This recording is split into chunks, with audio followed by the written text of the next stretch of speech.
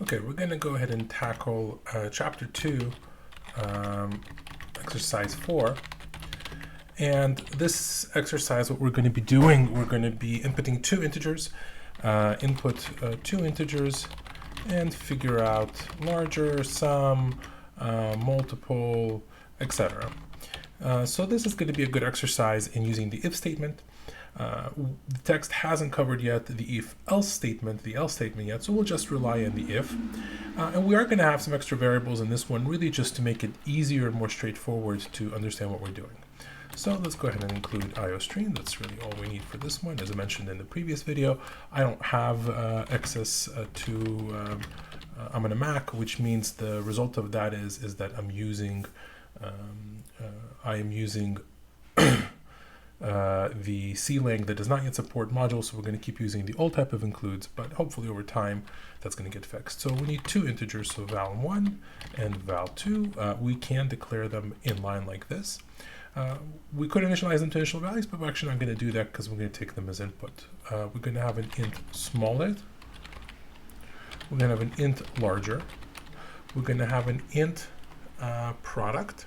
Really, let's do it like this one. Sum of an int difference. We're going to have an int product. And we're going to have a double ratio. And this is important because ratios are inherently not integers when you do integer division. So let's go ahead and give a prompt. Please enter two integers separated by space. Standard cin. And we'll do val1 and val2. And so now we know that we have both of these integers. And now we can do some comparison. We can say if val1 is less than val2, then we know that smaller is going to be val1.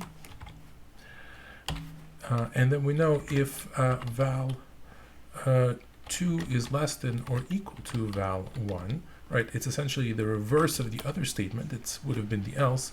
Then we can say that the smaller is equal to val2, right? But now we also know the other element, which is that the larger one is going to be val2 in this case. And in this case, we know that the larger one is going to be val1. Let's go ahead and do all of the other operations. And sum is equal to val1 plus val2. The difference is equal to val1 minus val2. The product is equal to val1 times val2.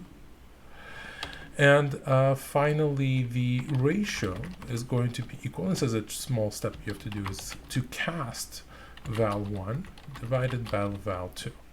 And now we can give the output. So we'll say standard cout. We can say larger is going to be larger. And we'll go ahead and say smaller is going to be smaller. Let's go ahead and put a new line in. And then we'll do the other ones, just to be more in the same line. So we'll say sum. We'll do it like this, just to make it a little bit prettier.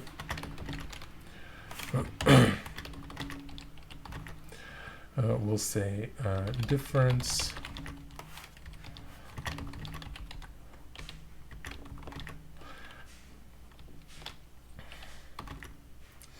and let's go ahead and actually let's do it on a new line just to make sure that it all fits nicely. And then we'll say product.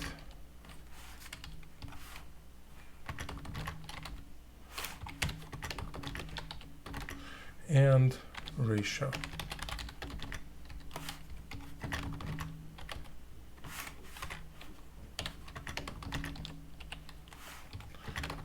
Let's go ahead and close off this way and line and return 0. Okay, let's go ahead and save the file and we'll go ahead and run it.